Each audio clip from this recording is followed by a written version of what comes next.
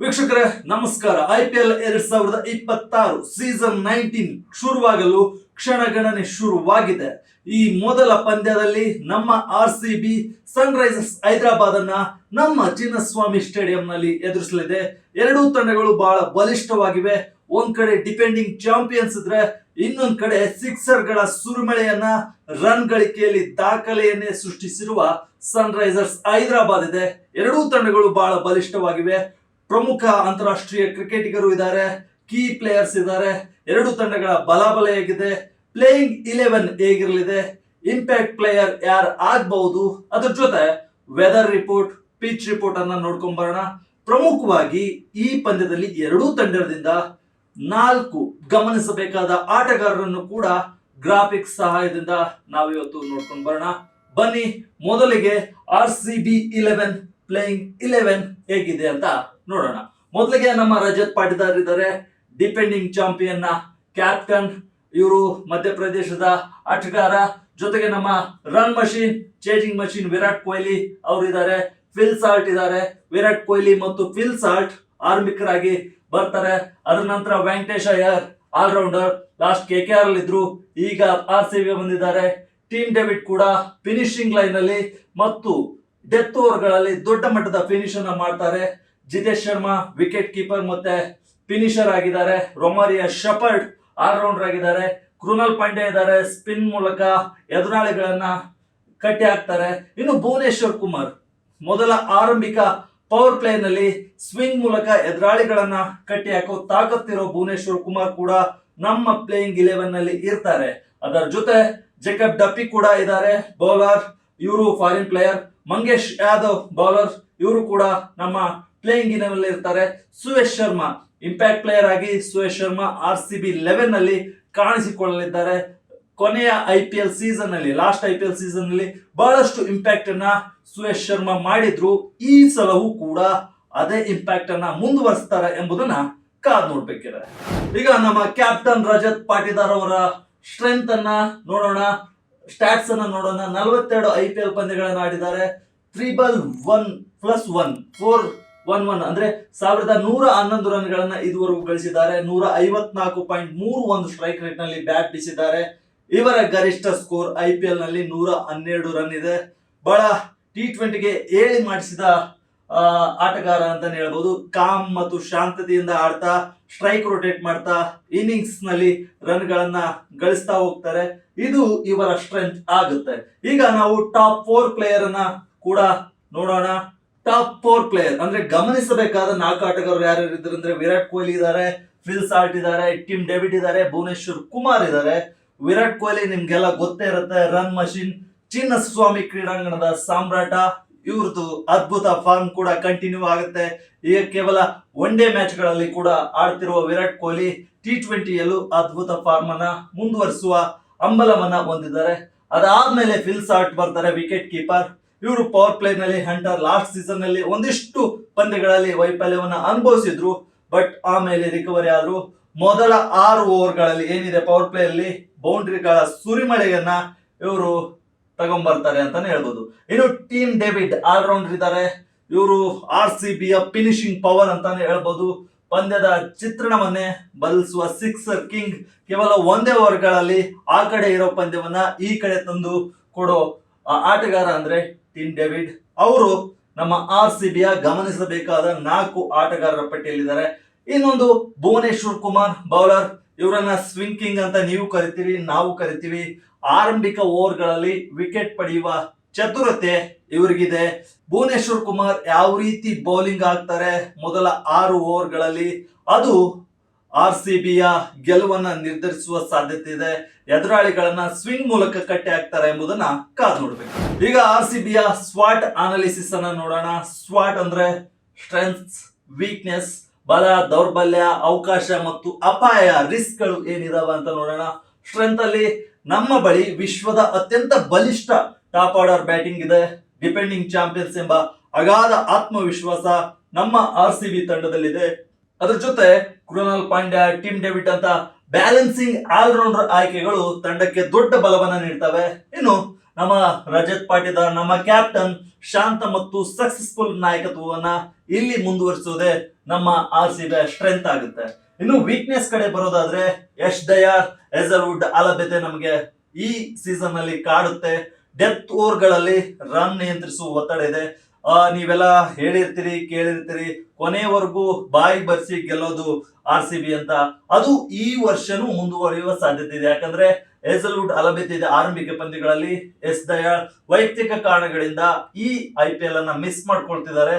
ಹೀಗಾಗಿ death over ಗಳಲ್ಲಿ run ನಿಯಂತ್ರಿಸಬೇಕಾಗಿದೆ. ಅದ್ರ ಜೊತೆ ವೇಗದ ಬೌಲಿಂಗ್ ವಿಭಾಗದಲ್ಲಿ ಅನುಭವದ ಕೊರತೆ ಕಾಡ್ತಿದೆ. ಭುವನೇಶ್ವರ್ ಕುಮಾರ್ ಒಬ್ರೇ ಈಗ ಅನುಭವಿ ಅಂತ ನಾವು ಹೇಳ್ಬೋದು. ಮಧ್ಯಮ ಓವರ್ಗಳಲ್ಲಿ ವಿಕೆಟ್ ಪಡೆಯುವ ಅನಿವಾರ್ಯತೆ ಇದೆ. ಭುವನೇಶ್ವರ್ ಕುಮಾರ್ ಆರಂಭಿಕ ಸ್ಪೆಲ್ ನಲ್ಲಿ ಅಥವಾ ಪವರ್ ಪ್ಲೇ ನಲ್ಲಿ ವಿಕೆಟ್ ತಂದುಕೊಟ್ರೆ ಮಧ್ಯಮ ಓವರ್ಗಳಲ್ಲಿ ವಿಕೆಟ್ ಬೀಳ್ತಿದ್ದಿಲ್ಲ. ಈಗ ಅದನ್ನ ಪಡೆಯಬೇಕಾದ ಅನಿವಾರ್ಯತೆ ಇದೆ. ಇದು ನಮ್ಮ RCB ವೀಕ್ನೆಸ್ ಆಗುತ್ತೆ. ಇನ್ನು ಅವಕಾಶಗಳ ಕಡೆ ಬರೋದಾದ್ರೆ SRS ತಂಡವನ್ನ ಪ್ಯಾಟ್ ಕಮಿನ್ಸ್ ಮುನ್ನಡೆಸ್ತಿದ್ರು. ಆದ್ರೆ ಮೊದಲ ಪಂದ್ಯದಲ್ಲಿ ಅವರಿಲ್ಲ, ಅವರು ಗಾಯದಿಂದ ಸ್ವಲ್ಪ ಹೊರಗುಳಿದಿದ್ದಾರೆ. ಆರಂಭಿಕ ಪಂದ್ಯಗಳಲ್ಲಿ ಅವರು ಆಡಲ್ಲ. ಇನ್ನು ಹೊಸ ಬೌಲರ್ ಗಳಿಗೆ ತಮ್ಮ ಸಾಮರ್ಥ್ಯ ಸಾಬೀತುಪಡಿಸಲು ವೇದಿಕೆ ಆಗುತ್ತೆ. ಯಾಕಂದ್ರೆ ಹೆಜಲ್ವುಡ್ ಇಲ್ಲ, ಎಸ್ ದಯಾಳ್ ಇಲ್ಲ. ಹೊಸ ಬೌಲರ್ಗಳು ಯಾವ ರೀತಿ ತಮ್ಮ ಸಾಮರ್ಥ್ಯವನ್ನ IPL ನಲ್ಲಿ ಸಾಬೀತುಪಡಿಸ್ತಾರೆ ಅನ್ನೋದು ಆಪರ್ಚುನಿಟೀಸ್ ಅಲ್ಲಿ ಬರುತ್ತೆ. ಮೊದಲ ಪಂದ್ಯ ಗೆದ್ದು ಟೂರ್ನಿಯಲ್ಲಿ ಮೇಲ್ಗೈ ಸಾಧಿಸಬೇಕು. ಯಾಕಂದ್ರೆ ಶುಭಾರಂಭ ಮಾಡ್ಬೇಕನ್ನೋದು RCB ಗೆ ಇದೆ. ಇಶಾನ್ ಕಿಶನ್ ನಾಯಕತ್ವದ ಮೇಲೆ ಆರಂಭಿಕ ಒತ್ತಡ ಏರ್ಬೇಕು ಅನ್ನೋದು RCB ಆಪರ್ಚುನಿಟೀಸ್ ಅಲ್ಲಿ ಬರುತ್ತೆ. ಇನ್ನು ಥ್ರೆಡ್ಸ್ ಅಲ್ಲಿ ಏನ್ ಬರುತ್ತಂದ್ರೆ ಟ್ರಾವಿಸ್ ಹೆಡ್ ಮತ್ತು ಅಭಿಷೇಕ್ ಶರ್ಮಾ ಜೋಡಿಯ ಅಬ್ಬರ ಕಾಣುತ್ತೆ. ನೀವು SRH ಬ್ಯಾಟಿಂಗ್ ಅನ್ನ ನೋಡಿದ್ರೆ ನಿಮಗೆ ಗೊತ್ತಿರುತ್ತೆ. ಇದ್ರ ಜೊತೆ ಎನ್ರಿಚ್ ಕ್ಲಾಸೆನ್ ಅವರ ಸ್ಪಿನ್ ಅಟ್ಯಾಕಿಂಗ್ ಬ್ಯಾಟಿಂಗ್ ನಮ್ಗೆ ಸ್ವಲ್ಪ ಮುಳು ಆಗಬಹುದು. ಹರ್ಷಲ್ ಪಟೇಲ್ ಅವರ ಸ್ಲೋವರ್ ಬಾಲ್ ತಂತ್ರಗಾರಿಕೆ ಕೂಡ ನಮ್ಮ ಬ್ಯಾಟ್ಸ್ಮನ್ ಗಳಿಗೆ ಮುಳುವಾಗಬಹುದು. ಪಂದ್ಯದ ಎರಡನೇ ಇನ್ನಿಂಗ್ಸ್ ನಲ್ಲಿ ಡ್ಯೂ ಫ್ಯಾಕ್ಟರ್ ಬಹಳ ಇಂಪಾರ್ಟೆಂಟ್ ಆಗೋದ್ರಿಂದ ಟಾಸ್ ಗೆದ್ದವರು ಏನ್ ಮಾಡ್ತಾರೆ ಅನ್ನೋದ್ರ ಮೇಲೆ ಮ್ಯಾಚ್ ನ ಫಲಿತಾಂಶ ನಿರ್ಧಾರವಾಗಲಿದೆ. ಇನ್ನು ಈಗ RCB ತಂತ್ರದ ಕಡೆ ಬರೋಣ. ಬ್ಯಾಟಿಂಗ್, ಬೌಲಿಂಗ್, ಫೀಲ್ಡಿಂಗ್ ಮತ್ತೆ ಮುಖ್ಯ ಗುರಿ ಗೆಲುವಿನ ಕೀ ಫ್ಯಾಕ್ಟರ್ ಏನಿದೆ ಅನ್ನೋದನ್ನ ನೋಡೋಣ. ಫಸ್ಟ್ ಬ್ಯಾಟಿಂಗ್ ನ ತಂತ್ರವನ್ನ ನೋಡಿಬಿಡೋಣ. ವಿರಾಟ್ ಕೊಹ್ಲಿ ಎಂಡಿಂಗ್ ವರ್ಗು ನಿಂತು ಕ್ರೀಸ್ ನಲ್ಲಿ ನಿಂತು ಆಂಕರ್ ರೋಲ್ ನಿಭಾಯಿಸಿದ್ರೆ RCB ಗೆ ಗೆಲುವು ಪಕ್ಕ. ಯಾಕಂದ್ರೆ ವಿರಾಟ್ ಕೊಹ್ಲಿ ಅಂತ ಫಿನಿಶರ್ ವರ್ಲ್ಡ್ ನಲ್ಲೇ ಇಲ್ಲ. ಇನ್ನು ಪಿಲ್ಸಾಟ್ ಮೂಲಕ ಮೊದಲ 6 ಓವರ್ಗಳಲ್ಲಿ ಕೌಂಟರ್ ಅಟ್ಯಾಕ್ ಮಾಡುವುದು. ಮೊದಲ 6 ಓವರ್ಗಳಲ್ಲಿ ಎಷ್ಟು ಸಾಧ್ಯವಾಗುತ್ತೋ ಅಷ್ಟು ರನ್ ಅನ್ನ ತೆಗೆದುಕೊಳ್ಳಲು RCB ಟ್ಯಾಕ್ಟಿಕ್ ಮಾಡಿದೆ.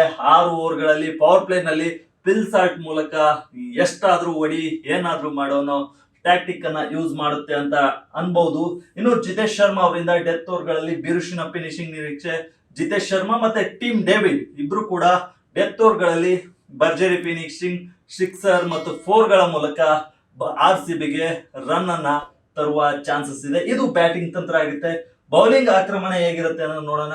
ಭುವಿಯಿಂದ ಅಂದ್ರೆ ಭುವನೇಶ್ವರ್ ಕುಮಾರ್ ಅವರಿಂದ ಆರಂಭಿಕ ಹಂತದಲ್ಲಿ ವಿಕೆಟ್ ಬೇಟೆ ಆಗಬಹುದು. ಸುರೇಶ್ ಶರ್ಮಾ ಅವರ ಸ್ಪಿನ್ ಮೂಲಕ ಮಧ್ಯಮ ಓವರ್ಗಳಲ್ಲಿ ರನ್ ವೇಗಕ್ಕೆ ಬ್ರೇಕ್ ಹಾಕೋದು RCB ಬೌಲಿಂಗ್ ತಂತ್ರಗಾರಿಕೆ. ಇನ್ನು ಎನ್ರಿಚ್ ಕ್ಲಾಸೆನ್ ವಿರುದ್ಧ ವೈಡ್ ಆರ್ಕರ್ ಮತ್ತು ಸ್ಲೋವರ್ ಬಾಲ್ ಪ್ರಯೋಗಿಸಿದ್ರೆ ಎನ್ರಿಚ್ ಕ್ಲಾಸೆನ್ ಸ್ವಲ್ಪ ಸ್ಲೋ ಆಗ್ತಾರೆ, ಸ್ವಲ್ಪ ಬ್ಯಾಟಿಂಗ್ ನಲ್ಲಿ ವೈಫಲ್ಯವನ್ನ ಅನುಭವಿಸ್ತಾರೆ ಅನ್ನೋದು RCB ಬೌಲಿಂಗ್ ತಂತ್ರಗಾರಿಕೆಯಲ್ಲಿ ಇದೆ. ಇನ್ನು ಫೀಲ್ಡಿಂಗ್ ತಂತ್ರಗಾರಿಕೆಯನ್ನು ನೋಡೋದಾದ್ರೆ ವಿರಾಟ್ ಕೊಹ್ಲಿ ಮತ್ತು ಫಿಲ್ ಸಾಲ್ಟ್ ಅವರನ್ನ ಪಾಯಿಂಟ್ ಹಾಗೂ ಕವರ್ಸ್ ನಲ್ಲಿ ಇರಿಸಿ ಚುರುಕಾದ ಫೀಲ್ಡಿಂಗ್ ಅನ್ನು ನಡೆಸಿ ಸಿಂಗಲ್ಸ್ ಅನ್ನ ಎಷ್ಟು ಸಾಧ್ಯವಾಗುತ್ತೋ ಅಷ್ಟು ತಡಿಬೇಕು ಅನ್ನೋದು RCB ಫೀಲ್ಡಿಂಗ್ ನಲ್ಲಿ ಇದೆ. ಅದ್ರ ಜೊತೆ ವಿಕೆಟ್ ಇಂದ ಜಿತೇಶ್ ಶರ್ಮಾ ಅವರ ಮ್ಯಾಜಿಕ್ ಸ್ಟಂಪಿಂಗ್ ಆಗಿರ್ಬೋದು, ಕ್ಯಾಚ್ ಆಗಿರ್ಬೋದು, ವೈಡ್ ಕ್ಯಾಚ್ ಆಗಿರ್ಬೋದು, ಇವುಗಳನ್ನೆಲ್ಲ ಕ್ಷೇತ್ರಗಾರಿಕೆ ತಂತ್ರಗಾರಿಕೆಯಲ್ಲಿ ಬರುತ್ತೆ. ಜೊತೆಗೆ ಬೌಂಡ್ರಿ ಸೇವರ್ಸ್, ಡೆತ್ ಓವರ್ ಗಳಲ್ಲಿ ನಮಗೆ RCB ಗೆ ಪ್ರಮುಖವಾಗಿ ಮುಳುಗೋದೆ ಬೌಂಡ್ರೀಸ್. ಅದನ್ನ ಸೇವ್ ಮಾಡಲು ಬೌಂಡ್ರಿ ಲೈನ್ ನಲ್ಲಿ ರನ್ ಹೋಗದಂತೆ ಬಿಗಿ ಕಾವಲನ್ನ ಇಡಬೇಕು ರಜತ್ ಪಾಟಿದಾರ್ ಮತ್ತು ಯುವ ಆಟಗಾರರು. ಅದು ಕೂಡ ಕ್ಷೇತ್ರಗಾರಿಕೆ ತಂತ್ರಗಾರಿಕೆಯಲ್ಲಿ ಇದೆ ಅಂತ ನಾವು ಹೇಳ್ಬೋದು. ಇನ್ನು ಮುಖ್ಯ ಗುರಿ ಏನಂದ್ರೆ RCB ಪವರ್ ಪ್ಲೇ ನಲ್ಲಿ ಗರಿಷ್ಠ ರನ್ ಅನ್ನ ಕಲೆ ಹಾಕಿ SRH ಬೌಲರ್ ಗಳ ಮೇಲೆ ಒತ್ತಡ ಹಾಕೋದು RCB ಮೇನ್ ಟಾರ್ಗೆಟ್ ಆಗುತ್ತೆ. ಇನ್ನು ಚಿನ್ನಸ್ವಾಮಿಯಲ್ಲಿ 200+ ರನ್ ಗುರಿ ಅಥವಾ ಚೇಜಿಂಗ್ ನಲ್ಲಿ ಇಬ್ಬನಿಯ ಲಾಭವನ್ನ ಪಡೆಯೋದು. ಚಿನ್ನಸ್ವಾಮಿಯಲ್ಲಿ 200+ ರನ್ ಬಂದೇ ಬರುತ್ತೆ. ಅದು ಯಾವ ರೀತಿ ಮಾಡ್ತಾರೆ ಅನ್ನೋದನ್ನ ನೋಡ್ಬೇಕು. ಇನ್ನು ಗೆಲುವಿನ ಕೀ ಫ್ಯಾಕ್ಟರ್ ಯಾವ್ದಾಗ್ಬಹುದು ಅಂದ್ರೆ ವಿರಾಟ್ ಕೊಹ್ಲಿ ಅವರ ಫಾರ್ಮ್ ಮತ್ತೆ ಭುವನೇಶ್ವರ್ ಕುಮಾರ್ ಅವರ ಸ್ವಿಂಗ್ ದಾಳಿ ಆಗ್ಬಹುದು. ಜೊತೆಗೆ ವಿರಾಟ್ ಕೊಹ್ಲಿ ಅಂತ್ಯದವರೆಗೆ ಕ್ರೀಸ್ ನಲ್ಲಿ ನಿಂತು ಆಂಕರ್ ರೋಲ್ ನಿಭಾಯಿಸಿದ್ರೆ RCB ಗೆ ಗೆಲುವು ಶತಸಿದ್ಧ ಅಂತ ನಾವು ಹೇಳ್ಬೋದು. ಇನ್ನು ತಂಡದ ಪ್ರಮುಖ ಸುದ್ದಿ ಏನಿದೆ, ಟೀಮ್ ಅಲ್ಲಿ ಏನೇನ್ ಆಗ್ತಿದೆ ಅನ್ನೋದನ್ನ ನೋಡೋದಾದ್ರೆ, ಜೆಸ್ ಹ್ಯಾಸಲ್ವುಡ್ ಫಿಟ್ನೆಸ್ ಕಾರಣದಿಂದ ಆರಂಭಿಕ ಪಂದ್ಯಗಳಲ್ಲಿ ಅಲಭ್ಯರಾಗಿದ್ದಾರೆ. ಇದು RCBಗೆ ಆರಂಭಿಕ ಮುಳುವಾಗಬಹುದು. ಅದ್ರ ಜೊತೆ ಎಸ್ ದಯಾಳ್ ವೈಯಕ್ತಿಕ ಕಾರಣಗಳಿಂದ ಈ ಬಾರಿ ಸೀಸನ್ ನಲ್ಲಿ ಆಡಲ್ಲ, IPL ಅನ್ನ ಆಡಲ್ಲ. ಇದು ಕೂಡ RCBಗೆ ಒಂದು ರೀತಿಯ ಹಿನ್ನಡೆ, ಬ್ಯಾಕ್ ಡ್ರಾಪ್ ಅಂತಾನೆ ಹೇಳ್ಬಹುದು. ಚಾಂಪಿಯನ್ ಬಳಿಕ ಮೊದಲ ಪಂದ್ಯವನ್ನ RCB ನಮ್ಮ ಬೆಂಗಳೂರಿನಲ್ಲಿ ಆಡ್ತಿದೆ. ಇದು ಕೂಡ ಟೀಮ್ ನ್ಯೂಸ್ ಆಗುತ್ತೆ. ಜೊತೆಗೆ ಹೊಸ ಮಾಲೀಕರು ಬಂದಿದ್ದಾರೆ. ಬಿರ್ಲಾ ಮತ್ತು ಟೈಮ್ಸ್ ಆಫ್ ಇಂಡಿಯಾ ಗ್ರೂಪ್ ನ 4 ಮಾಲೀಕರು ಈಗ ಸೇರಿದ್ದಾರೆ. ಈಗ ಸನ್ರೈಸರ್ಸ್ ಹೈದರಾಬಾದ್ ಕಡೆ ಬರೋಣ. ಅವರ ಪ್ಲೇಯಿಂಗ್ 11 ಹೇಗಿದೆ, ಪ್ಲೇಯಿಂಗ್ 11 ನಲ್ಲಿ ಯಾರೆಲ್ಲ ಇದ್ದಾರೆ, ಇಂಪ್ಯಾಕ್ಟ್ ಪ್ಲೇಯರ್ ಯಾರು ಆಗ್ತಾರೆ ಎಂಬುದನ್ನ ನೋಡ್ತಾ ಹೋಗೋಣ. Ishan Kishan last T20 world cup ಮತ್ತು ಅದರ ಹಿಂದಿನ ನ್ಯೂಜಿಲೆಂಡ್ ಸೀರೀಸ್ ನಲ್ಲಿ ಅಬ್ಬರದ ಬ್ಯಾಟಿಂಗ್ ಆಡಿದ ಇಶಾನ್ ಕಿಶನ್ ಅವರು ಈ ಸಲ SRH ನ ಕ್ಯಾಪ್ಟನ್ ಆಗಿದ್ದಾರೆ. ಆರಂಭಿಕ ಪಂದ್ಯಗಳಲ್ಲಿ ಪ್ಯಾಟ್ ಕಮಿನ್ಸ್ ಅಲಭ್ಯರಾಗಿರೋದ್ರಿಂದ ಇಶಾನ್ ಕಿಶನ್ ಅವರಿಗೆ SRH ಮ್ಯಾನೇಜ್ಮೆಂಟ್ ಕ್ಯಾಪ್ಟನ್ಸಿಯನ್ನ ಕೊಟ್ಟಿದೆ. ಅವರು ಯಾವ ರೀತಿ ನಿಭಾಯಿಸ್ತಾರೆ ಎಂಬುದನ್ನ ನೋಡ್ಬೇಕು. ಇದ್ರ ಜೊತೆ ಟ್ರಾವಿಸ್ ಹೆಡ್ ಮತ್ತು ಅಭಿಷೇಕ್ ಶರ್ಮಾ ಅವರು ಓಪನಿಂಗ್ ಬರಲಿದ್ದಾರೆ. ಇಬ್ಬರು ಕೂಡ ಅಬ್ಬರದ ಬ್ಯಾಟ್ಸ್ಮನ್ಗಳು, ಬಿರುಸಿನ ಬ್ಯಾಟ್ಸ್ಮನ್ಗಳು. ಈ ನಿಂತರೆ ಇಬ್ಬರು ಕೂಡ 6 ಹೊಡಿತಾನೆ ಇರ್ತಾರೆ. ಅವರಿಬ್ಬರ ಬ್ಯಾಟಿಂಗ್ ಯಾವ ರೀತಿ ಇರುತ್ತೆ ಅಂತ ನೋಡೋಣ. ಅದಾದ್ಮೇಲೆ ಹೆನ್ರಿಚ್ ಕ್ಲಾಸನ್ ಬರ್ತಾರೆ. ಇವರು ಕೂಡ ವಿಕೆಟ್ ಕೀಪರ್ ಆಗಿ ಬಹಳ ದೊಡ್ಡ ಮಟ್ಟದ ಹೆಸರನ್ನ ಲಾಸ್ಟ್ ಸೀಸನ್ ನಲ್ಲಿ ಮಾಡಿದ್ದಾರೆ. ಇವರು ಕೂಡ ಅಬ್ಬರದ ಬ್ಯಾಟಿಂಗ್ ಗೆ ಹೆಸರುವಾಸಿ. ಅವರು ಕೂಡ RCBಗೆ ಮುಳುವಾಗಬಹುದು. ಇನ್ನು Nitish Kumar Reddy allrounder, Liam Livingstone allrounder, Aniket Varma batter, Harsh Dubey bowler, Harshal Patel, Eshan Malinga, Jaydev Unadkat, Zeeshan Ansari ಇದ್ದಾರೆ. ಇಷ್ಟು ಇಂಪ್ಯಾಕ್ಟ್ ಪ್ಲೇಯರ್ ಆಗಿ ಜಿಶನ್ ಅನ್ಸಾರಿ ಇದ್ದಾರೆ. ಬಟ್ ಈ ಬೌಲಿಂಗ್ ಬ್ಯಾಟಿಂಗ್ ಏನೋ ಬಹಳ ಸದೃಢವಾಗಿದೆ, ಬಟ್ ಬೌಲಿಂಗ್ ಏನೋ ಅಷ್ಟು ಕಾಣ್ತಿಲ್ಲ. ಪ್ಯಾಟ್ ಕಮಿನ್ಸ್ ಅವರ ಅಲಭ್ಯತೆ ಇಲ್ಲಿ ಕಾಡ್ತಿದೆ ಅಂತಾನೆ ಹೇಳ್ಬೋದು. ಇನ್ನು ಸನ್ರೈಸರ್ಸ್ ಹೈದರಾಬಾದ್ ನ ಕ್ಯಾಪ್ಟನ್ ಅನ್ನ ನೋಡ್ಕೊಂಡು ಬರೋಣ. ಇಶಾನ್ ಕಿಶನ್ ಇದುವರೆಗೂ 119 IPL ಪಂದ್ಯಗಳನ್ನು ಆಡಿದ್ದಾರೆ. 2998, 3000ಕ್ಕೆ 2 ರನ್ ಮಾತ್ರ ಕಡಿಮೆ ಇದೆ. ಅದ್ರ ಜೊತೆ ಸ್ಟ್ರೈಕ್ ರೇಟ್ 137.65 ಅಲ್ಲಿ ಬ್ಯಾಟ್ ಬೀಸಿದ್ದಾರೆ. ಗರಿಷ್ಠ ಸ್ಕೋರ್ 106 ಇದೆ. ಈಗ ಲಾಸ್ಟ್ 2 ಫಾರ್ಮ್ ಗಳನ್ನ, ಹಿಂದಿನ 2 ಸೀರೀಸ್ ಗಳನ್ನ, ವರ್ಲ್ಡ್ ಕಪ್ ಆಗಿರ್ಬೋದು, ನ್ಯೂಜಿಲೆಂಡ್ ಸೀರೀಸ್ ಅನ್ನ ನೋಡಿರ್ಬೋದು. ಈ ಎರಡನ್ನು ನೋಡಿದ್ರೆ ಈ ಸಲ ಇಶಾನ್ ಕಿಶನ್ ಬ್ಲಾಸ್ಟ್ ಆಗೋದ್ರಲ್ಲಿ ಯಾವುದೇ ಅನುಮಾನ ಇಲ್ಲ. ಅಷ್ಟರ ಮಟ್ಟಿಗೆ ಫಾರ್ಮ್ ನಲ್ಲಿ ಇದ್ದಾರೆ. ಇನ್ನು ಟಾಪ್ 4 ಗಮನಿಸಬೇಕಾದ ಆಟಗಾರರು, ಈಗಾಗಲೇ ಇಶಾನ್ ಕಿಶನ್ ಅವರನ್ನ ಕ್ಯಾಪ್ಟನ್ ಅಲ್ಲಿ ನೋಡೋದ್ರಿಂದ ಇದರಲ್ಲಿ ಬೇರೆ ಆಟಗಾರರನ್ನು ನೋಡೋಣ. ಈ 4 ಆಟಗಾರರು ಗಮನಿಸಬೇಕಾದ ಆಟಗಾರರ ಪಟ್ಟಿಯಲ್ಲಿದ್ದಾರೆ. ಮೊದಲಿಗೆ ಟ್ರಾವಿಸ್ ಹೆಡ್ ಇದ್ದಾರೆ, ಬ್ಯಾಟರ್. ಪವರ್ ಪ್ಲೇ ಅಲ್ಲಿ ವಿಧ್ವಂಸಕ ಬ್ಯಾಟಿಂಗ್ ಅನ್ನು ನಡೆಸೋರು. ಮೊದಲ ಎಸೆತದಿಂದಲೇ ಆಕ್ರಮಣಕಾರಿ ಆಟವನ್ನು ಆಡ್ತಾರೆ. ಇದು RCBಗೆ ಮುಳುವಾಗಬಹುದು, ಬಟ್ SRHಗೆ ಬೆಸ್ಟ್ ಅಂಡ್ ಸ್ಟ್ರೆಂತ್ ಅನ್ನ ನೀಡುತ್ತೆ. ಇನ್ನು ಅಭಿಷೇಕ್ ಶರ್ಮಾ ಬ್ಯಾಟರ್. ನೀವು ಅಭಿಷೇಕ್ ಶರ್ಮಾ ಬ್ಯಾಟಿಂಗ್ ಅನ್ನ ನೋಡಿರ್ತೀರಿ. ಲಾಸ್ಟ್ ಫೈನಲ್ ಪಂದ್ಯದಲ್ಲಿ ಹೆಂಗ್ ಆಡಿದ್ರು ವರ್ಲ್ಡ್ ಕಪ್ ನಲ್ಲಿ ಅಂತ. ಸಿಕ್ಸರ್ ಕಿಂಗ್ ಅಂತಾನೆ ಹೇಳ್ಬೋದು. ಯಾಕಂದ್ರೆ ಸಿಕ್ಸರ್ ಕಿಂಗ್ ನ ಶಿಷ್ಯ ಇವರು, ಯುವರಾಜ್ ಸಿಂಗ್ ಅವರ ಶಿಷ್ಯ. ಸ್ಪಿನ್ನರ್ ಗಳ ವಿರುದ್ಧ ಅತಿ ಹೆಚ್ಚು ಸ್ಟ್ರೈಕ್ ರೇಟ್ ಅನ್ನ ಹೊಂದಿದ್ದಾರೆ. ಇವರು ಯಾವ ರೀತಿ ಬ್ಯಾಟಿಂಗ್ ಆಡ್ತಾರೆ, ಈ 2 ಪೇರ್ ಯಾವ ರೀತಿ ಬ್ಯಾಟಿಂಗ್ ಆಡುತ್ತೆ ಅನ್ನೋದ್ರ ಮೇಲೆ ಸನ್ರೈಸರ್ಸ್ ಹೈದರಾಬಾದ್ ನ ಗೆಲುವು ನಿರ್ಧಾರ ಆಗ್ಬಹುದು. ಅದ್ರ ಜೊತೆ ಹೆನ್ರಿಚ್ ಕ್ಲಾಸನ್ ಕೂಡ ವಿಶ್ವದ T20 ಅತ್ಯುತ್ತಮ T20 ಫಿನಿಷರ್ ಅಂತಾನೆ ಹೇಳ್ಬಹುದು. ಅಸಾಧ್ಯವಾದವನ್ನ ಸಾಧ್ಯವಾಗಿಸುವ ಚತುರ. ನಮ್ ಕಡೆ ಹೇಗೆ ಟೀಮ್ ಡೇವಿಡ್ ಇದ್ದಾರೆ, ಆ ಕಡೆ ಹೆನ್ರಿಚ್ ಕ್ಲಾಸನ್ ಇದ್ದಾರೆ.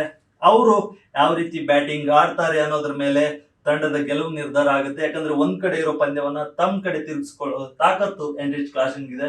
ಹರ್ಷಲ್ ಪಟೇಲ್ ಬೌಲರ್ ಅಲ್ಲಿ ನಾವು ಗಮನಿಸಬೇಕಾದ ಆಟಗಾರ ನೋಡ್ತೀವಿ. ಇವರು ಡೆತ್ ಓವರ್ ಸ್ಪೆಷಲಿಸ್ಟ್, ರನ್ ಅನ್ನ ನಿಯಂತ್ರಿಸುವಲ್ಲಿ ನಿಶ್ಚಿತರು. ಬಟ್ ಒಂದೊಂದ್ಸಲ ರನ್ಗಳು ಸಗಟಾಗಿ ಲೈಲಾಜಿಲವಾಗಿ ಹೋಗ್ತಿರ್ತವೆ. ಅದನ್ನ ಯಾವ ರೀತಿ ಟ್ಯಾಕಲ್ ಮಾಡ್ತಾರೆ ಅನ್ನೋದನ್ನ ನಾವು ನೋಡ್ಬೇಕಿದೆ. ಇನ್ನು ಸನ್ರೈಸರ್ಸ್ ಹೈದರಾಬಾದ್ ನ ಸ್ವಾಟ್ ವಿಶ್ಲೇಷಣೆಯನ್ನ ನೋಡ್ತಾ ಹೋದ್ರೆ, ವಿಶ್ವದ ಅತ್ಯಂತ ಭಯಾನಕ ಓಪನಿಂಗ್ ಜೋಡಿ ಟ್ರಾವಿಸ್ ಹೆಡ್ ಮತ್ತು ಅಭಿಷೇಕ್ ಶರ್ಮಾ ಸನ್ರೈಸರ್ಸ್ ಹೈದರಾಬಾದ್ ನಲ್ಲಿ ಇದ್ದಾರೆ. ಇದು ಅವರಿಗೆ ದೊಡ್ಡ ಬಲ ಅಂತಾನೆ ಹೇಳ್ಬಹುದು. ಇನ್ನು ಮಧ್ಯಮ ಕ್ರಮಾಂಕದಲ್ಲಿ ಕ್ಲಾಸನ್ ಎಂಬ ಸಿಕ್ಸರ್ ಮಷಿನ್ ಇದ್ದಾರೆ. ಅದು ದೊಡ್ಡ ಸ್ಟ್ರೆಂತ್ ಅನ್ನ ಸನ್ರೈಸರ್ಸ್ ಹೈದರಾಬಾದ್ಗೆ ನೀಡುತ್ತೆ. ಇನ್ನು ತಂಡದಲ್ಲಿ ಎಕ್ಸ್ಪೀರಿಯನ್ಸ್ ಪ್ಲೇಯರ್ ಇದ್ದಾರೆ, ಯಂಗ್ ಪ್ಲೇಯರ್ಸ್ ಇದ್ದಾರೆ. ಸನ್ರೈಸರ್ಸ್ ಹೈದರಾಬಾದ್ಗೆ ದೊಡ್ಡ ಮಟ್ಟದ ಬಲವನ್ನ ನೀಡುತ್ತೆ. ಮತ್ತೆ ಯಾವುದೇ ಮೊತ್ತವನ್ನ ನೀಡಿದ್ರು ಚೇಸ್ ಮಾಡಬಲ್ಲ batting line up Sunrisers Hyderabad ನಲ್ಲಿ ಇದೆ. ಅದನ್ನ ಸ್ಟ್ರೆಂತ್ ಅನ್ನ RCB ಮೇಲೆ ಉಪಯೋಗಿಸ್ತಾರ ಅಂತ ನೋಡ್ಬೇಕು. ಇನ್ನು ಸನ್ರೈಸರ್ಸ್ ಹೈದರಾಬಾದ್ ನ ವೀಕ್ನೆಸ್ ಅನ್ನ ನೋಡೋದಾದ್ರೆ, ಪ್ರಮುಖ ವೇಗದ ಬೌಲರ್ ಗಳ ಗಾಯದ ಸಮಸ್ಯೆ ಸನ್ರೈಸರ್ಸ್ ಹೈದರಾಬಾದ್ಗೆ ಕಾಡ್ತಿದೆ. ನಾಯಕ ಪ್ಯಾಟ್ ಕಮಿನ್ಸ್ ಸ್ವತಃ ಗಾಯದಿಂದ ಆರಂಭಿಕ ಪಂದ್ಯಗಳಿಂದ ಹೊರಗುಳಿದಿದ್ದಾರೆ. ಅದ್ರ ಜೊತೆ ಆರಂಭಿಕ ವಿಕೆಟ್ ಪತನವಾದ್ರೆ ಮಧ್ಯಮ ಕ್ರಮಾಂಕ ದಿಢೀರ್ ಅಂತ ಕುಸಿಯುತ್ತೆ. ಮಿಡಲ್ ಆರ್ಡರ್ ನಲ್ಲಿ ಸ್ಟ್ರೆಂತ್ ಇಲ್ಲ, ಮತ್ತೆ ಎನ್ರಿಚ್ ಕ್ಲಾಸನ್ ಬಂದು ನಿಲ್ಲಿಸುವ ಅನಿವಾರ್ಯತೆ SRH ಗೆ ಇದೆ. ಇನ್ನು ಸ್ಪಿನ್ ವಿಭಾಗದಲ್ಲಿ ಅನುಭವಿ ಮ್ಯಾಚ್ ವಿನ್ನರ್ ಇಲ್ಲ, ವಿದೇಶಿ ಆಟಗಾರರ ಮೇಲೆ ಅತಿಯಾದ ಅವಲಂಬನೆ SRH ಗೆ ಇದೆ. ಇನ್ನು ಅವಕಾಶಗಳ ಕಡೆ ಬಂದ್ರೆ ಚಿನ್ನಸ್ವಾಮಿ ಸ್ಟೇಡಿಯಂ ನಿಮ್ಗೆಲ್ಲ ಗೊತ್ತಿರೋಂಗೆ ಸಣ್ಣ ಬೌಂಡ್ರಿಗಳ ಸ್ಟೇಡಿಯಂ. ಇದರಲ್ಲಿ ಸಿಕ್ಸರ್ಗಳ ಸುರಿಮಳೆಯನ್ನ ಗೈದು ಎಷ್ಟಾಗುತ್ತೋ ಅಷ್ಟು ದೊಡ್ಡ ಟಾರ್ಗೆಟ್ ಅನ್ನ RCB ಗೆ ನೀಡಬೇಕನ್ನೋದು ಅವರ ಅವಕಾಶದಲ್ಲಿದೆ. ಯುವ ಆಟಗಾರರಿಗೆ ದೊಡ್ಡ ವೇದಿಕೆಯಲ್ಲಿ ಮಿಂಚುವ ಅವಕಾಶ ಸಿಗುತ್ತೆ. ಹೊಸ ನಾಯಕತ್ವ ಅಂದ್ರೆ ಇಶಾನ್ ಕಿಶನ್ ಅವರ ನಾಯಕತ್ವದಲ್ಲಿ ಹೊಸ ಇತಿಹಾಸವನ್ನ ಬರೆಯುವ ಹಂಬಲ SRH ಗೆ ಇದೆ. ಪವರ್ ಪ್ಲೇ ನಲ್ಲಿ ಗರಿಷ್ಠ ರನ್ ಸ್ಕೋರ್ ಗಳಿಸಿ ಪಂದ್ಯ ಗೆಲ್ಲುವ ಹಾದಿಯನ್ನ ಸುಲಭ ಮಾಡಿಕೊಳ್ಳೋದಕ್ಕೆ ಆಪರ್ಚುನಿಟೀಸ್ ಅನ್ನ SRH ನೋಡ್ತಿದೆ. ಇನ್ನು ಥ್ರೆಟ್ಸ್ ಕಡೆಗೆ ಬಂದ್ರೆ ವಿರಾಟ್ ಕೊಹ್ಲಿ ಅವರ ಅದ್ಭುತ ಹೋಮ್ ರೆಕಾರ್ಡ್ ಸನ್ರೈಸ್ ಹೈದರಾಬಾದ್ಗೆ ಥ್ರೆಟ್ ಆಗ್ಬಹುದು.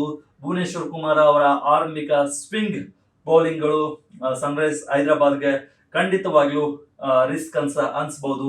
ಇನ್ನು ಬೆಂಗಳೂರಿನ ಇಬ್ಬನಿ ಫ್ಯಾಕ್ಟರ್ ಕೂಡ ಅಲ್ಲಿನ ಬೌಲರ್ ಗಳಿಗೆ ಸವಾಲಾಗುವ ಸಾಧ್ಯತೆ ಇದೆ.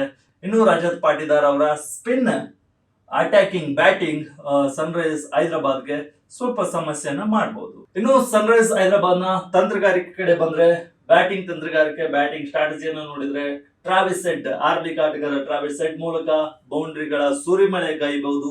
ಇನ್ನು ಚಿನ್ನಸ್ವಾಮಿ ಸ್ಟೇಡಿಯಂ ಆಗಿರೋದ್ರಿಂದ ಸಣ್ಣ ಸಣ್ಣ ಬೌಂಡ್ರಿ ಇರೋದ್ರಿಂದ ಅದನ್ನ ಸ್ಟ್ರಾಟಜಿಯಾಗಿ SRH ಉಪಯೋಗಿಸ್ತಾರೆ. ಅದ್ರ ಜೊತೆ ಅಭಿಷೇಕ್ ಶರ್ಮಾ ಸ್ಪಿನ್ನರ್ ಗಳ ವಿರುದ್ಧ ಚೆನ್ನಾಗಿ ಆಡೋದ್ರಿಂದ ಅಭಿಷೇಕ್ ಶರ್ಮಾ ಸ್ಪಿನ್ನರ್ ಗಳ ಮೇಲೆ ಒತ್ತಡ ಇರುವ ಟ್ಯಾಕ್ಟಿಕ್ ಅನ್ನ ಇಲ್ಲಿ ಮುಂದುವರಿಸ್ತಾರೆ. ಎನ್ರಿಚ್ ಕ್ಲಾಸನ್ ಮತ್ತು ಇಶಾನ್ ಕಿಶನ್ ಅವರ ಫಿನಿಶಿಂಗ್ ಪಂಚ್ ಇಲ್ಲಿ ಪ್ರಮುಖ ಸ್ಟ್ರಾಟಜಿಯಾಗಿ ಸನ್ರೈಸ್ ಹೈದರಾಬಾದ್ ಕಾಣ್ತಿದೆ. ಇನ್ನು ಬೌಲಿಂಗ್ ಆಕ್ರಮಣ, ಹರ್ಷಲ್ ಪಟೇಲ್ ಅವರ ಸ್ಲೋ ರನ್ ಮೂಲಕ ವಿಕೆಟ್ ಪಡೆಯೋದು SRH ನ ಬೌಲಿಂಗ್ ಸ್ಟ್ರಾಟಜಿ ಆಗಿದೆ. ಅದ್ರ ಜೊತೆ ಟೈಲೆಂಡರ್ ಗಳಿಗೆ ನಿಖರವಾದ ಯಾರ್ಕರ್ ಎಸೆತಗಳ ಪ್ರಯೋಗವನ್ನ ಬೌಲರ್ಗಳು ಮಾಡಬೇಕು ಅನ್ನೋದು SRH ನ ಬೌಲಿಂಗ್ ಸ್ಟ್ರಾಟಜಿ. ಬಟ್ ಟೇಲ್ ಎಂಡರ್ ವರೆಗೂ ಆಟ ಹೋಗುತ್ತಾ ಅನ್ನೋದನ್ನ ಕಾದು ನೋಡ್ಬೇಕು. ಇನ್ನು ಕ್ಷೇತ್ರಗಾರಿಕೆ ತಂತ್ರಗಳಿಗೆ ಬಂದ್ರೆ ಕ್ಷೇತ್ರಗಾರಿಕೆ ಸ್ಟ್ರಾಟಜಿ ಕಡೆ ಬಂದ್ರೆ ಆರಂಭಿಕ ಓವರ್ಗಳಲ್ಲಿ ಸ್ಲಿಪ್ ಮತ್ತು ಹತ್ತಿರದ ಫೀಲ್ಡರ್ ಗಳ ಮೂಲಕ ವಿಕೆಟ್ ಪಡೆಯುವ ತಂತ್ರವನ್ನ SRH ಅನುಸರಿಸುವ ಸಾಧ್ಯತೆ ಇದೆ. ಜೊತೆಗೆ ಟ್ರಾವಿಸ್ ಹೆಡ್ ಮತ್ತು ಅಭಿಷೇಕ್ ಶರ್ಮಾ ಲಾಂಗ್ ಆನ್ ನಲ್ಲಿ ಬಲಿಷ್ಠ ಕಣ್ಗಾವಲನ್ನ ಇಡ್ತಾರೆ. ಕ್ಯಾಚ್ ಮಿಸ್ ಮಾಡಲ್ಲ ಇವರಿಬ್ರು, ಏನಾಗುತ್ತೋ ನೋಡ್ಬೇಕು. ಅದ್ರ ಜೊತೆ ಹರ್ಷಲ್ ಪಟೇಲ್ ಬೌಲಿಂಗ್ ವೇಳೆ ಫೀಲ್ಡರ್ ಗಳ ಕ್ಯಾಚಿಂಗ್ ಮೇಲೆ ವಿಶೇಷ ಗಮನವನ್ನ SRH ನೀಡುತ್ತೆ ಅಂತ ನಾವು ಹೇಳ್ಬೋದು. ಇನ್ನು ಮುಖ್ಯ ಗುರಿ ಏನಪ್ಪಾ ಅಂದ್ರೆ ಮೊದಲ 6 ಓವರ್ಗಳಲ್ಲಿ RCB ವಿರುದ್ಧ 70+ ರನ್ ಕಲೆ ಹಾಕಿ RCB ಯನ್ನ ಕಂಗೆಡಿಸುವುದು ಅವರ SRH ನ ಮುಖ್ಯ ಟಾರ್ಗೆಟ್ ಆಗಿದೆ. ಸ್ಪಿನ್ನರ್ ಗಳ ಮೂಲಕ ವಿರಾಟ್ ಕೊಹ್ಲಿಯನ್ನ ಕಟ್ಟಿ ಹಾಕಲು ಅವರು SRH ಪ್ರಮುಖ ಗುರಿಯನ್ನ ಇಟ್ಕೊಂಡಿದ್ದಾರೆ. ಇನ್ನು ಗೆಲ್ಲುವ ಕೀ ಫ್ಯಾಕ್ಟರ್ ಅಂದ್ರೆ Abhishek Sharma form, Travis Head ಮೂಲಕ ಬೌಂಡ್ರಿಗಳ ಸುರಿಮಳೆಗೈಯುವುದು ಗೆಲ್ಲುವ ಕೀ ಫ್ಯಾಕ್ಟರ್ SRH ಆಗಿದೆ. ಇನ್ನು ತಂಡದ SRH ನ ಟೀಮ್ ನ್ಯೂಸ್ ಕಡೆ ಬರೋದಾದ್ರೆ ಪ್ಯಾಟ್ ಕಮಿನ್ಸ್ ಆಲಭ್ಯತೆ ಇದ್ದಾರೆ. ಇಶಾನ್ ಕಿಶನ್ಗೆ ನಾಯಕತ್ವವನ್ನು ಟೀಮ್ ಮ್ಯಾನೇಜ್ಮೆಂಟ್ ನೀಡಿದೆ. ಇನ್ನು ಅಭಿಷೇಕ್ ಶರ್ಮಾ ವಿಶ್ವಕಪ್ ಫೈನಲ್ ಫಾರ್ಮ್ ನೊಂದಿಗೆ ಕಣಕ್ಕಿಳಿದಿದ್ದಾರೆ. ಇದು ಎದುರಾಳಿಗಳಿಗೆ ಸಂಕಷ್ಟ ತರಬಹುದು. ಅದ್ರ ಜೊತೆ ಪ್ರಮುಖ ಬೌಲರ್ ಅಲಭ್ಯದಿಂದ ಟೀಮ್ಗೆ ಹಿನ್ನಡೆಯಾಗುವ ಸಾಧ್ಯತೆ ಇದೆ.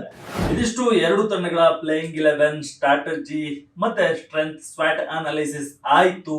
ಈಗ ನಾವು ಹೆಡ್ ಟು ಹೆಡ್ ನೋಡೋಣ. ಇದುವರೆಗೂ RCB ಮತ್ತು SRH ತಂಡಗಳು 25 ಪಂದ್ಯಗಳಲ್ಲಿ ಮುಖಾಮುಖಿಯಾಗಿವೆ. ಒಂದಿಷ್ಟು ಹೆಚ್ಚಿನ ಮುನ್ನಡೆಯನ್ನ 13 ಪಂದ್ಯಗಳಲ್ಲಿ ಗೆದ್ದು ಸನ್ರೈಸ್ ಹೈದರಾಬಾದ್ ಹೊಂದಿದೆ. 11 RCB ಪಂದ್ಯವನ್ನ ಗೆದ್ದಿದೆ.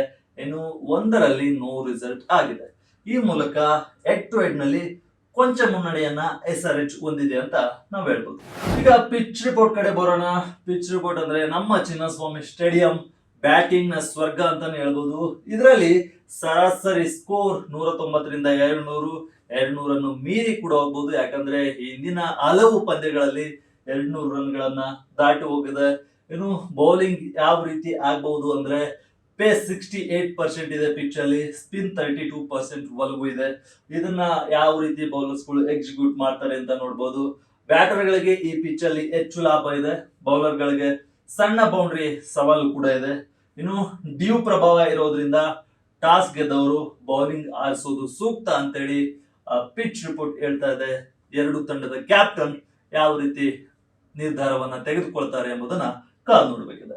ಈಗ ವೆದರ್ ರಿಪೋರ್ಟ್ ಅನ್ನ ನೋಡೋಣ. ಪಂದ್ಯಕ್ಕೆ ಮಳೆಯ ಯಾವುದೇ ಅಡ್ಡಿ ಇಲ್ಲ ಅಂತೇಳಿ ವೆದರ್ ರಿಪೋರ್ಟ್ ಹೇಳುತ್ತೆ.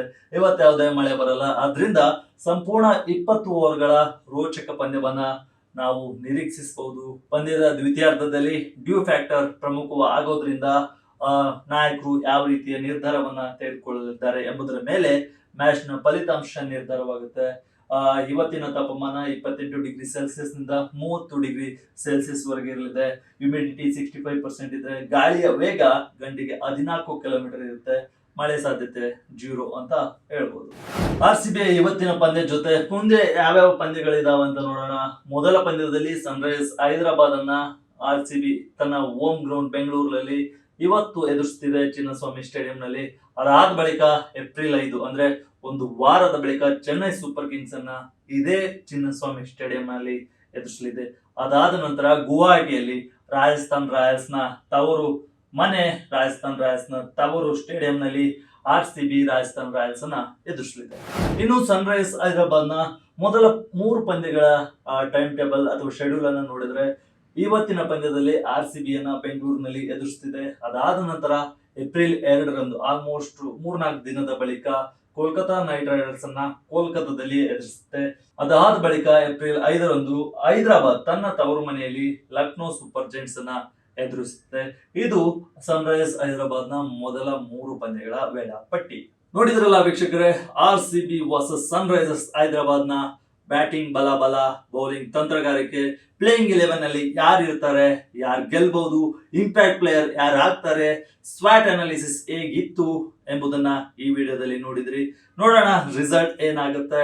ಟಾಸ್ ಪ್ರಮುಖ ಪಾತ್ರ ವಹಿಸುತ್ತಾ ಅಥವಾ ಬ್ಯಾಟಿಂಗ್, ಬೌಲಿಂಗ್ ಮತ್ತು ಬೌಂಡ್ರಿಗಳು ಪ್ರಮುಖ ಪಾತ್ರ ವಹಿಸ್ತವೆ ಎಂಬುದನ್ನು ನೋಡೋಣ. ಇದೇ ರೀತಿಯ IPL ನ ವಿಡಿಯೋಗಳಿಗಾಗಿ ವಿಜಯ್ ಕರ್ನಾಟಕ ವೆಬ್ ಅನ್ನ ಫಾಲೋ ಮಾಡಿ. ಧನ್ಯವಾದ.